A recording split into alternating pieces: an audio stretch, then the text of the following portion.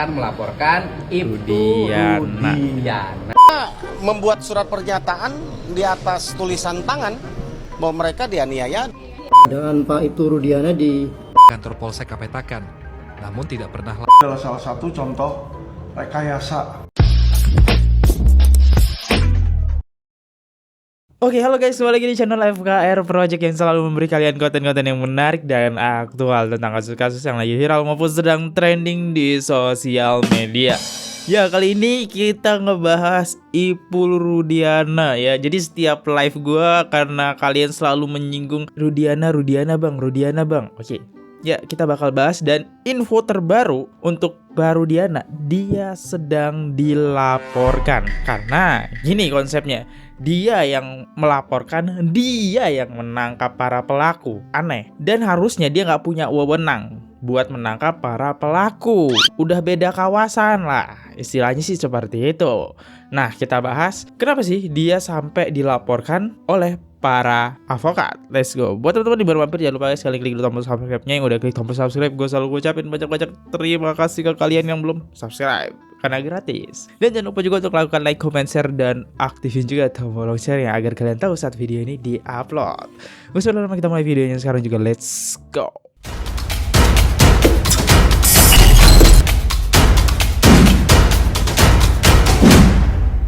Dan akhirnya Ipul Rudiana dilaporkan ke Barreskrim Polri. Akhirnya ya dilaporkan ya. Agak aneh.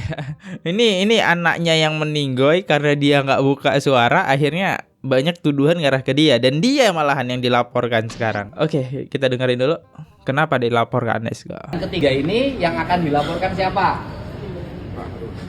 Nah, jadi mereka akan melaporkan siapa, sekali lagi yang keras? Pak Rudiana. Mereka akan melaporkan Ibtu Rudiana. Sehingga dengan pelaporan Ibtu Rudiana ini, kita berharap sudah 3 laporan dengan hari ini yang disampaikan. Barreskrim untuk segera memproses, sehingga kita nanti memiliki landasan yang cukup untuk mengajukan PK, membebaskan ke-7 terpidana yang mendapat hukuman seumur hidup. Bang, kenapa Rudiana nggak dilaporin ke Propam, Bang? Saya kira kan kalau itu sudah dilaporkan oleh pengacara yang lainnya di Cirebon. Dia dilaporkan ke Propam. Yang kami laporkan ini adalah masalah pidananya, perbuatan tindak pidana yang dia lakukan. Dia bikin laporan polisi itu kan model B, bukan model A. Maksudnya? Gitu. Oleh karena itu apa yang dia lakukan, melakukan penangkapan, melakukan penekanan dan lain sebagainya, itulah yang akan kita laporkan. Mari kita uji, kita kawal aja sama-sama. Dan Pak Rudiana menangani sebagai anggota dari Satuan Unit Narkoba. Nah, nanti kaji dari sisi prosedur hukumnya, bolehkah orang dia pelapor dan dia yang menangani. Itu saja. Jadi kau yang memulai, kau yang mengakhiri. Makasih Pak. Siap. Itu judulnya. Kau ya. Harus ada yang ramainya. Kau yang memulai, kau yang mengakhiri. Yang ketiga, Di sini dia udah melanggar wewenangnya ya. Dia nggak punya wewenang buat menangkap seseorang. Padahal dia ada di BNN. Tahu kan BNN tugasnya fokusnya kemana? Ya bubuk, bukan kepada para terpidana ya, atau para pelaku-pelaku misalnya kayak tawuran, balapan liar, terus ada kasus pembun gitu.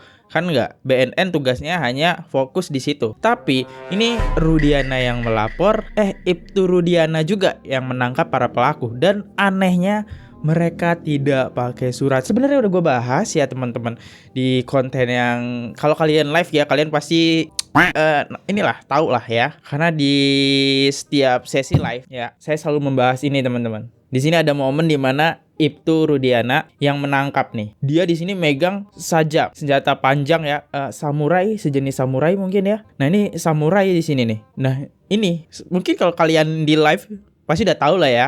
Tapi ini karena ini hanya konten video ya, nggak apa-apa lah, informasi sedikit. Jadi yang belum datang live silahkan, kita ngobrol bareng aja di live ya, seru-seruan. Oke, kita fokus lagi ke sini. Emang banyak banget kejanggalan, tapi kita lihat apakah laporannya bakal diterima. Dan kita coba masuk komentarnya. Kita lihat ditanggapin nggak sama Bareskrim pihak pelapor. Next, polisi diperiksa polisi. Ya namanya Konoha ya. Agak lucu gitu ya. Gugun Gumilar, Aep, Kahvi bin Pasren, terus Peggy Cianjur udah tamat nih, alasannya udah lolos. Ya kayaknya sih udah ya, karena udah tes DNA juga teman-teman ya. Apalagi yang mau kita arahkan sih sebenarnya. Next. Dan ya kita bisa lihat di sini laporannya juga berisi Ibu Rudiana yang melakukan penganiayaan ya. Nah, kita coba dengerin dulu videonya. Memberikan keterangan tidak benar, palsu ya, dan juga penganiayaan. Kemudian memberikan surat palsu dan lainnya. Jadi itu kira-kira begitulah kita ini. Berarti ada pengakuan dari terpidana kalau ada yang Oh ya, mereka membuat surat pernyataan di atas tulisan tangan bahwa mereka dianiaya. Pengakuan dan saksi. Dan ini masih ada bekasnya. Dan masih ada berkasnya. Ada banyak. Cari aja di Google banyak itu. Peristiwa yang ada, walaupun itu sudah terjadi 8 tahun yang lalu ya, 2016, namun tentunya kami memiliki kewajiban untuk melakukan pendalaman sehingga kemudian pada saatnya melakukan pendalaman terus ya sampai 8 tahun pendalaman terus, kagak kelar-kelar sampai pendalaman terus. Ya segeralah periksa Ibtu Rudiana ya, Ibtu Rudiana. Ini banyak banget kejanggalan yang ngarah dia, karena di sisi lain ya it is dia intinya teman-teman, kuncinya. Karena yang menangkap dia, yang melaporkan dia, kita bisa tahu alasan dia melaporkan itu kenapa. Dan kita juga bakal bisa tahu dia milih para pelaku yang penangkap itu kenapa. Ya, semua ini masih berhubungan dia. Isi BAP-nya juga muncul nama Peggy Setiawan itu dari Ibu Rudiana. Ada Dani, Andi, Peggy Setiawan, yang 3 nama ini muncul dari Ibtu Rudiana. Ya, di video ini, pelaporan di video ini ya ada penyiksaan. Dan kita tahu dong ya penyiksaan seperti apa yang dilakukan Ibtu Rudiana kalau dilihat dari foto sebelumnya teman-teman. Foto yang ini. Nah, penyiksaan apa? Ini kan para pelaku nih yang di bawah, yang di blur ya. Ini para pelaku. Ya disiksa sampai bengep-bengep buat ngaku. Tapi kan mereka namanya yang nggak tahu ya, mereka nggak bisa ngaku apa-apa. Kabarnya sih seperti itu. Akhirnya bonyok-bonyok lah mukanya. Dan ya kita bisa lihat lah serem bener Ibtu Rudiana di sini fotonya. Dia megang sajam ya teman-teman. Bener-bener serem Ibtu Rudiana. Ya, oke. Janji Kopatnas kawal pelapor Ibtu Rudiana dugaan keterangan palsu dan penganiayaan kasus Vina. Oke. Hanya dikawal nih. Tidak mau diselesaikan. Ayo kita dengarkan dulu dari Kompolnas. Sehubungan dengan informasi yang kami terima, adanya laporan yang masuk ke Bareskrim dari penasihat hukum para terpidana, maka kami dari Kompolnas akan memintakan klarifikasi tentang laporan tersebut, dan nanti kami akan kawal bagaimana perkembangannya, karena dengan laporan tersebut tentunya dari pihak penyidik yang menangani akan melakukan klarifikasi kepada para pihak pelapor, kemudian para saksi, sampai dengan nanti ada tahapan berikutnya. Jadi kita tunggu sama-sama nanti hasilnya bagaimana, pasal yang disangkakan apa, pemenuhan unsurnya apa. Ini ada satu proses yang tentunya masih berjalan. Saksinya siapa menjadi penting, buktinya apa juga penting. Saksi Kalau bicara penganiayaan tentunya bicara tentang visum, kemudian mungkin ada foto dan sebagainya. Kami akan kawal terus kasus ini. Hanya dikawal nih ceritanya. Kami yang pertama akan melakukan adalah bagaimana hasil audit investigasi, bagaimana hasil pemeriksaan internal yang sudah dilakukan kepada pihak-pihak yang menangani kasus ini sejak awal. Ibu Rudiana kan itu sudah dilakukan yang nanganin. Nah ini kami akan koordinasi untuk menanyakan sampai sejauh mana hasilnya, kemudian nanti tentunya dikaitkan dengan bukti-bukti yang diajukan oleh penasihat hukum berkaitan dengan dugaan terjadinya kekerasan. Lembat banget ya. Menurut gue ya, Kompolnas di sini lemah lembek banget sih ya. Hanya mengawal. Coba ya kami memeriksa segera. Nah itu kan enak gitu bahasanya. Mengawal. Ya adalah. Kita pasti tahu lah ya kalau jawabannya, karena kan sebelumnya Ibu Rudiana pernah diperiksa teman-teman oleh Propam ya kalau nggak salah. Dia diperiksa dan itu nggak diperiksa secara publik tapi secara privat ya, dalam arti pribadi gitu di dalam situ. Dan tiba-tiba muncul di mana Propam, kami sudah mengecek Ibu Rudiana tidak ada pelanggaran kode etik. Kok bisa kagak ada pelanggaran kode etik? Padahal wilayah dia udah beda, wilayah dia bertugas dengan kejadian tempat Eki meninggal sama Vina ya. Oke, kita coba lihat deh komentar netizen. Kompolnas memihak kepentingan polisi. Ya, bahasanya lembut banget sih. Ini next. Ingat waktu rilis penyidikan bilang ada foto hasil scan 2016. Berarti mereka selama ini menyimpan bukti foto atau video CCTV 2016. Ya ini ketika kita live kita selalu diskusiin CCTV ya teman-teman. Ya mungkin kalian tahu lah ya CCTV itu. Jadi nggak usah kalian aku bahas teman-teman, mungkin ya kalian bisa langsung aja ke live-liveku tuh, di situ ada banyak. Next ya pastinya sudah tahu kan Bapak suruh Bapak Rudiana atasannya Kapolnas sepertinya juru bicaranya Polri. Percuma Kapolnas, kamu ketuanya mantan polisi.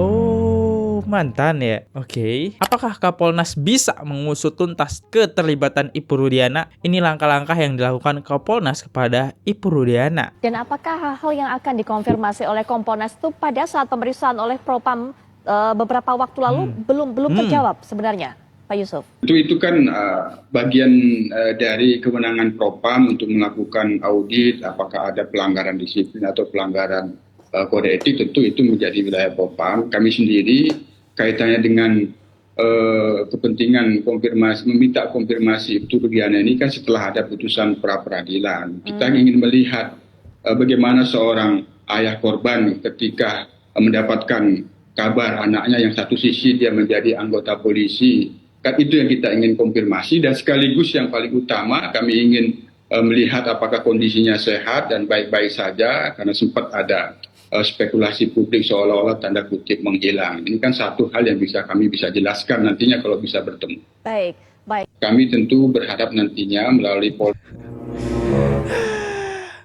Apaan dicek lagi? Periksa Rudiana, kita kan pengennya itu ya.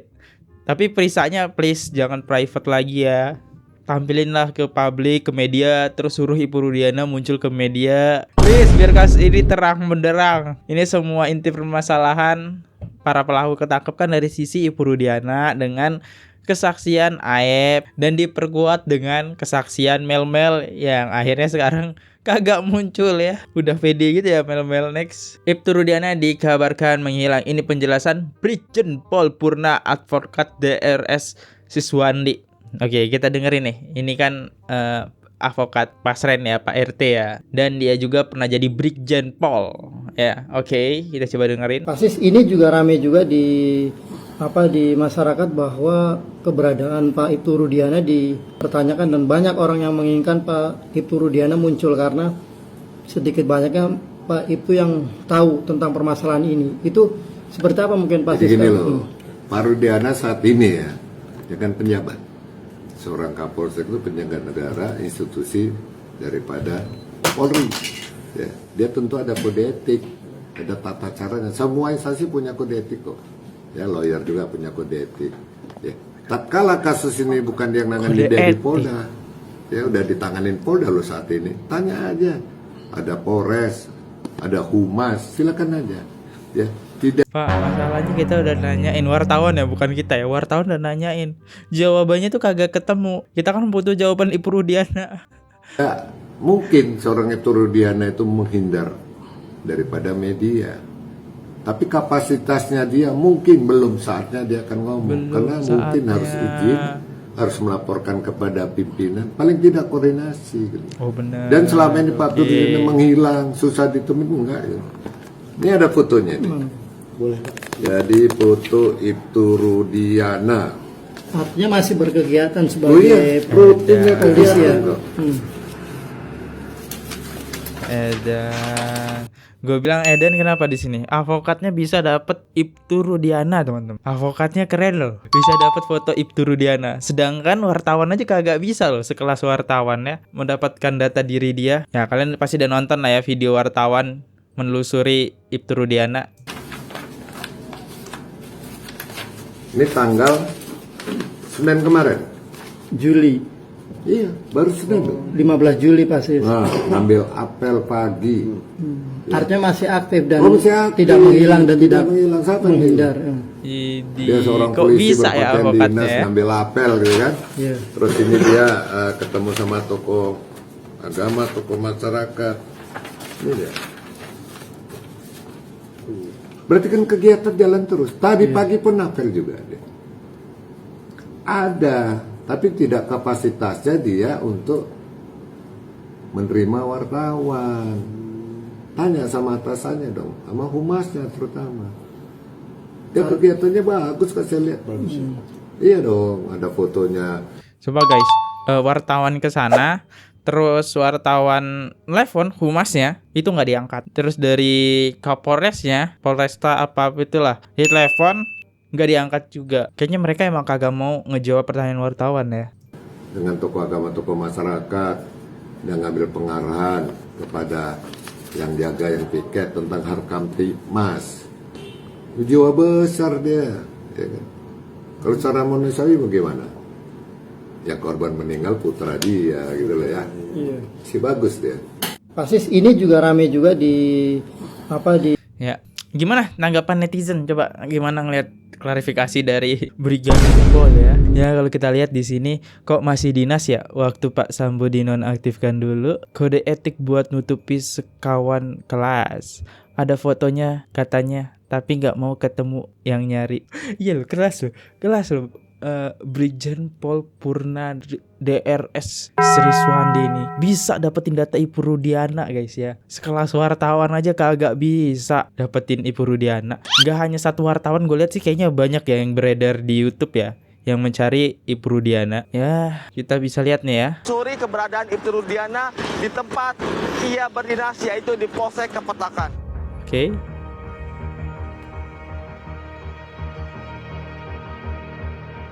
Kami berkunjung langsung ke Polsek Kapetakan untuk mencari keberadaan Kapolsek Kapetakan Ibtu Rudiana yang merupakan ayah Eki, korban pembunuhan pada tahun 2016 silam.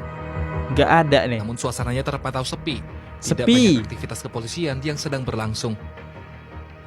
Dari perbincangan kami dengan anggota kepolisian, Ibtu Rudiana sering datang ke kantor Polsek Kapetakan, namun tidak pernah lama berdiam di Polsek. Ibtu Rudiana lebih sering berdiam di Mapolres Cirebon Kota. Pemirsa, ini adalah merupakan ruangan dari Ibtu Rudiana Kapolsek Kepetakan, tempat ia berdinas di Polsek Kepetakan ini. Memang dari pantauan kami di lapangan, ruangan ini terlihat kosong dan biasanya setiap ruangan di Polsek ini terdapat papan nama atau penunjuk bahwa ruangan ini milik siapa dan ditulis ditempati ya oleh siapa. Namun untuk di ruangan Polsek ini, ada. kami untuk ruangan di Kapolsek ini tidak ada nama dari Ibtu Rudiana. Ibtu Rudiana dan juga jabatan sebagai Kapolsek Kapetakan.